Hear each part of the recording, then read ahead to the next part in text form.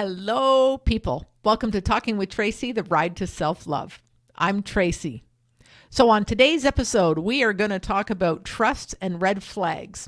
These two topics go together because red flags and not listening to them will affect us being able to trust going forward. And it's also about trusting red flags. So there's lots of different ways that we can look at this today. So I decided to have this conversation with you today because this is a big one. Trust is an issue that I hear from a lot of people, and it's one that I struggled with for years myself. You know, I blew up my own life and made some bad decisions, made some bad choices when it was in a bad lifestyle. Everything blew up, lost my home, my marriage, my job, my mind, my everything. And then I was unable to trust myself after that, trusting myself for making decisions moving forward, trusting myself to make good choices for me, all that kind of stuff. Just not trusting my own inner guidance because I had blown up my life in such a colossal way. But then there's also the issues of trust with other people breaking my trust. People who've hurt me when I was a child, when I was an adult, in marriage, all of that. That kind of trust getting broken, then learning how to trust other people. So there's a couple different angles we're going to look at trust from today, but it all really goes together. Trust is one topic, and it's a case of whether we're trusting ourselves, trusting others, and all of that. So when I started getting healed, when I got sober and in recovery and started working on myself, and I was doing counseling and all sorts of stuff, one of the biggest issues I had for getting into healthy relationship was that I didn't trust another person. I really didn't trust men. I had some issues in my first marriage where my trust got broken big time. Also didn't trust myself, didn't trust my own decision-making about it, missed some red flags on numerous relationships in the past. And so I didn't trust, am I missing red flags? Can I trust this person? Because they seemed like a good person. The man who I'm married to now, when we started dating, seemed like a really good person, but I found myself doubting inside, is there something I'm missing? Is this person going to turn out to be a jerk as well in the future?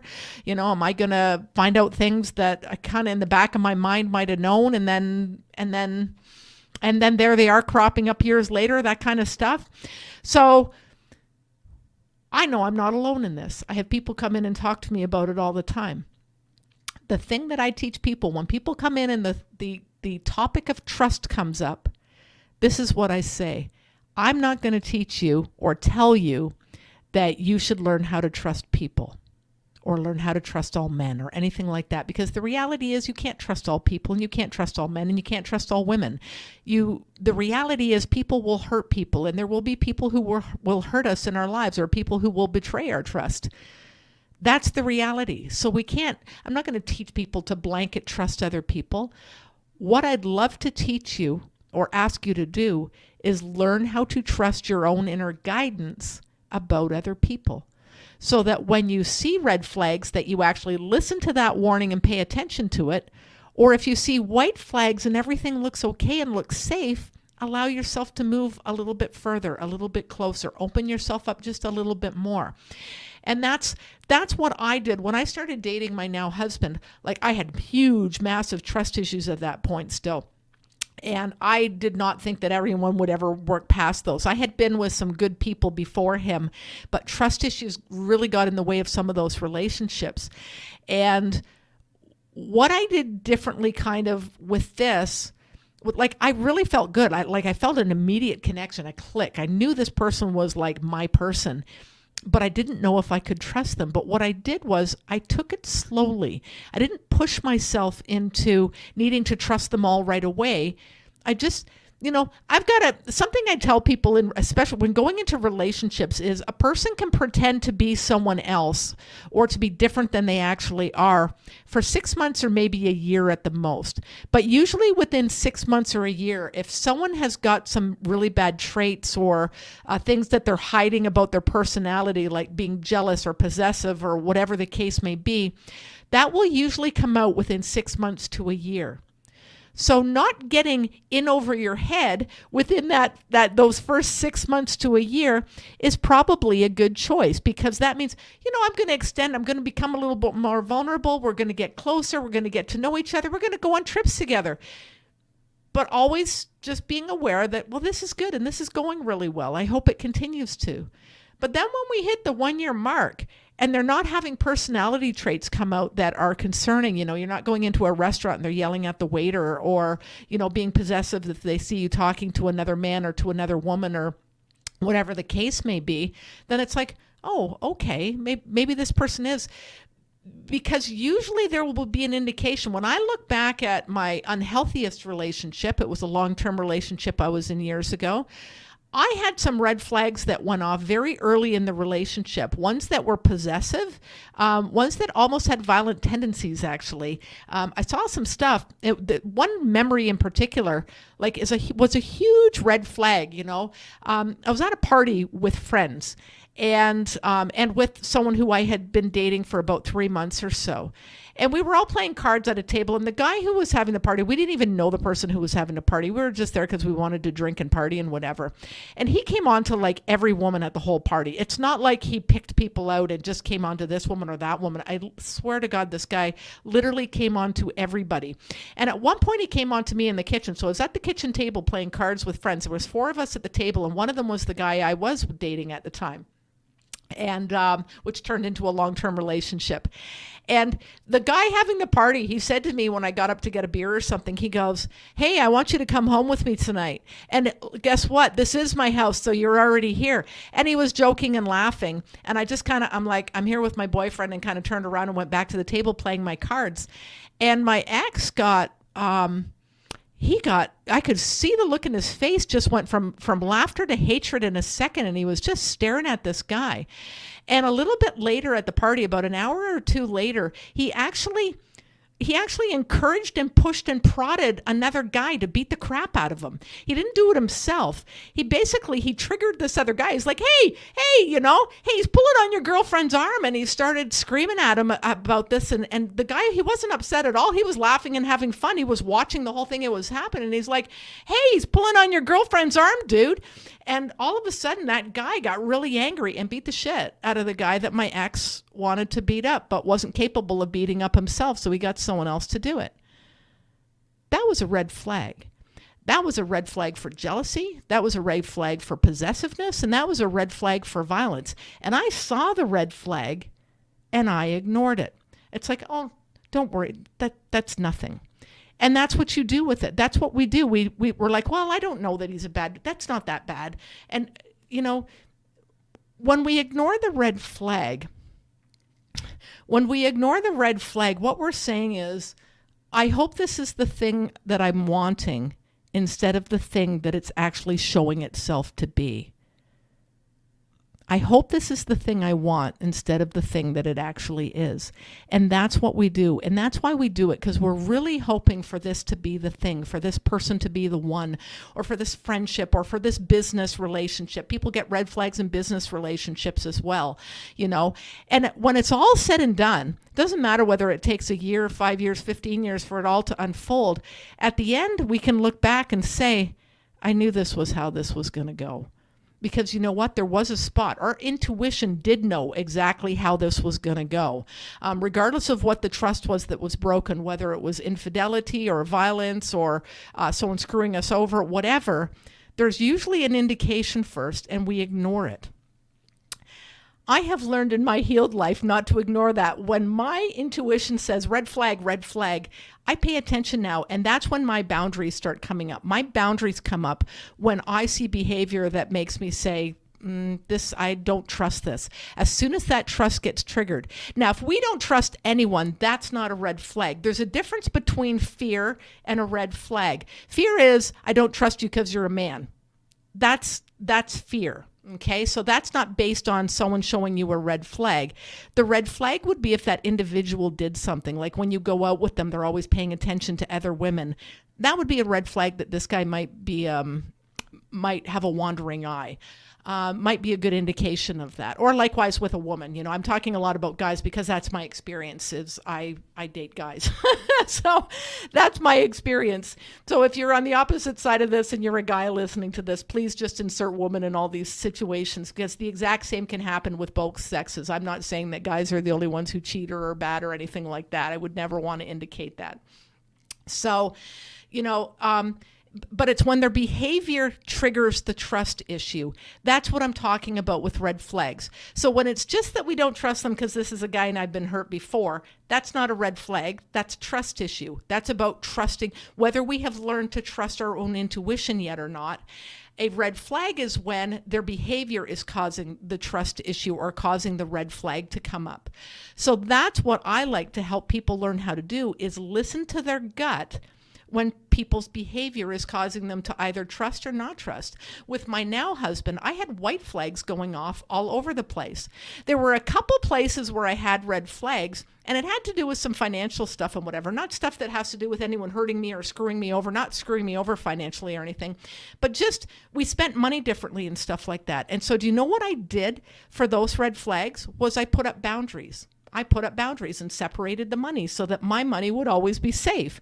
And there's never been a problem in that area. However, that's what I had to do to feel financially safe. And so I put up a boundary. And that's what we do when we see red flags. Don't think that you just have to be nice. You know, if I had said, hey, I want to keep our money separate, and they'd been like, well, no, then you don't trust me. And that's a red flag too right there. Someone not being okay with me needing to feel safe. You know, if someone is not wanting to meet me halfway and be okay with me needing to do this because I need to feel safe, that's a red flag too. Because me feeling safe and me feeling secure should be really important to any partner who loves me. It should be really important to any partner who loves me. And my partner respects me, and he did what I needed him to do without question, you know, and he knew it would help me to feel safer. And so he was happy to do it. And nothing ever blew up in this area. And maybe it didn't blow up because I paid attention to the red flag. Maybe it would have blown up if I hadn't have paid attention to the red flag, because I have a history of not paying attention to red flags. So now I just learned to listen to my gut. And if my gut says, there's a little red flag here, I will do what I need to do to protect myself, to protect my family, to protect my loved ones, whatever the situation warrants. And that's what we're learning to do. So how do we learn to listen to our gut? It's about learning to listen to the first thing that our gut says instead of the whole conversation that follows. So the first thing, let's say that we're on a bad date. Let's use a bad date as an example first here. Let's say we're on a date with someone and we see a red flag. I went on a date with someone here. I'll use an example from my own life. I went on a date with someone. I was 1 year in recovery, and we went to the casino, to the buffet they used to have there, and they pulled out their diamond card for the casino. As a person in recovery, that was a red flag right off the bat, and I saw the red flag. So the very first thing that my intuition said was, oh, this person might have a gambling problem. That's what my intuition said. And then my intuition also said to me, Tracey, you're in recovery. Gambling could be a risky area for you. That's what my intuition said. Now, everything that followed was my ego. Just because they have a gambling problem doesn't mean that this is going to be a problem for me. I could help them with their gambling. Maybe I could help them to gamble less. Whole conversation about why this wasn't a problem. That's my ego. But the very first words that were spoken in my head, like the words that came up to myself very quietly, it's always a still, quiet voice, the intuitive voice. They whip out their diamond card, and in my head is, oh, they might have a gambling problem. That is a risk for me as a person in recovery. That was my intuitive voice. And I could have traced it back by the rambling voice goes on, and then we pay attention to the rambling voice and say, okay, what was it rambling about? What was the initial thought? The initial thought was that this person might have a gambling problem and this is risky for me as a person in recovery. I didn't do that. And it took me a year, and I ended up almost with a gambling problem myself. In fact, I risked my business, and potentially White Feather almost didn't open because of a 3-week gambling binge that I went on. It took a full year for the gambling bug to bite me, but it finally did bite, and it was in that relationship. So that's an example of the intuitive voice. It did speak. And when everything ended, I was like, I knew it was going to go like this. And I did know it was going to go like that because I didn't listen to the red flag. So the healed version of that exact same thing would look something like this. The intuitive voice says, when they whip out the diamond level card, oh, they might have a gambling addiction. This could be risky for me as a person in recovery. At some point before the second date, if there's going to be a second date with that person, I might have said, I'm happy to go on a second date, but I'm not willing to go back to the casino at any time with you. That would have been something that would have been a good choice. Probably being with someone who potentially could have had an active addiction at the time. Probably the best decision would have been not to go on a second date, because being around addiction is very risky for someone who's early in recovery, and I was early in recovery. So I can look back. It took me a year to figure that situation out, but that's okay. The first time that I ignored a big red flag, it took me 15 years to figure it out, and at the end go, wow, I knew this was how this was going to go. Like that was how long it took me the first time, was 15 years. So, by 2014 or so, I was down to a year. So that was pretty good. And as things went on, I much quicker, if a red flag came up, I was able to start, no, we're not going on a third date, or we're not going on a whatever. I was able to back out of things or put up boundaries very early, and then when I met my person, the one red flag I had to do with us doing stuff financially different. And I didn't want to risk everything. I had spent years rebuilding my life from nothing. I left my old life with nothing but the shirt on my back. So I, had to rebuild everything. I was not willing to risk that. And it was okay. And it was good of me to do that for myself and say, you know what, we need to have an agreement about finances. We need to have this in writing because I need to feel safe. And that's what the healed, healthy version of me did. That's what healthy boundaries look like. So I'm never going to tell you to learn how to trust everybody. I would love for you to start practicing how to get back to that intuitive voice. When red flags are going off, it is time to step back and not be involved, or at least put a boundary of some kind up to keep yourself safe. And if white flags are flying, so like I'm going out with my now husband, and it's like, well, this is a really good guy. I feel like I can trust this person. Maybe not in the financial area, but that's okay. I've put up a boundary here. In every other area, he's a good guy and he treats me well. And when we go out with other people, I like the way he acts with other people, and I like the way he acts with other women and with other men. I've always seen him treat other people in the service industry fantastically. I really like that, and I appreciate that about him. He's always treated me really well, and he listens to me and he communicates. So it's like, okay, white flags. I can move myself forward. And I remember when we took the step of moving in, that was a big one for me because I felt unsafe the last time I lived with a person. I mean, I literally felt scared. I felt scared for my life. I felt scared for a whole bunch of things, actually. And so I had a really hard time with sharing space. But what I told myself was, well, I'm going to take this step forward. We're going to see how it goes. And if it doesn't work out, I can always reverse this decision and move somewhere else. And that's what and that's how I did it. So I was fearful before I moved in, and all of that old trust issues were still there, but I did it anyways. I was like, you know what, if you ever want to have a healthy relationship, Tracey, you are going to have to learn how to get over the stuff that happened in the past. You are going to have to believe that not every person is going to do what they did. Not every person is going to, do what they did. I'll leave it at that. And so I let myself know it's okay. It's not a forever decision moving in. If this doesn't work out, I'm a grown woman. I can pack myself up and I can move out. But if I ever want to be in a healthy relationship again, I'm going to have to take this step of trusting someone enough to share space with them. And I did, and it worked. And had my fear been so much like without them having done anything wrong that I couldn't do that, maybe I could have had a boundary of saying, you know what, I'm happy to be in a relationship with you, but we're going to need to live in separate spaces because that's what I need to feel safe. And that might be what someone needs to do in a relationship, and it's okay if they do it.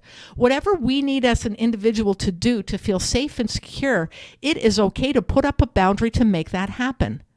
This is how we learn to trust. We trust our own inner guidance. If our own inner guidance says, no, I can't live with someone, then don't. If our own inner guidance says, I don't think I should go on a second date, then don't. If our own inner guidance says, I know where this is going, this guy's good, then don't. But if our inner guidance is saying, I trust this person, it is good if we can learn to just slowly, and I mean slowly, expand the box of trust. Just allow them in a little bit further. And if a red flag goes off, boom, stop. But if we extend it a little bit further and there's no red flags, that's a good thing. That's how I did it myself. And you do it slowly. And if you're not comfortable doing it, don't do it until you are, you know. I got myself into counseling. I was, at the time that I met my now husband, I was in counseling. So I had someone who I could work through all of this stuff with, and it really, really helped to have a guide with it and someone to help me with expanding my trust, because we all knew that trust was one of the biggest things that got injured for me when I was a kid. From numerous adults broke my trust. And then as an adult, my trust got broken. But ultimately, my biggest trust that got broken as an adult was my trust in myself. I saw problems before they happened, and I didn't do anything about it. I allowed myself to be treated without respect and with disrespect. I allowed myself to make really bad lifestyle choices. The reality is, as unhealthy as a relationship I was in may have been, every day for 15 years, I woke up every day and said, I'm deciding to stay in this. And that's what hurt my self-trust the most, was like, why did I do that? And I figured it out. It was because I needed to feel loved at the time, even if it was an unhealthy love. But yeah, like that was the person who I broke my trust with the most. It wasn't anyone else hurting me. It was me allowing myself to be hurt, and me hurting myself because my addiction hurt me so badly. I'm the person I hurt the most over the years. So I had to learn how to trust myself again, and to see that I can consistently make good decisions, make good choices, do the next right thing, and make decisions that say I love me. Because that's what this is all about, is loving me more. And I love me more as I've learned how to trust myself again and make good decisions, and make decisions that say I love me. That's how I avoid the red flags now. Does this decision say I love me? If it does, great, move forward with it. If this decision potentially brings in more chaos, if this decision potentially brings more crap into my life, then I don't want any part of it, not anymore. So I think that's what I have to say about red flags and trust today. I hope there was something that was helpful in here. If you have any questions, feel free to put it under the podcast, like to put the question for me, or to put it under the video if you're watching this on video on YouTube. I'd be more than happy to answer questions or say hello. All right?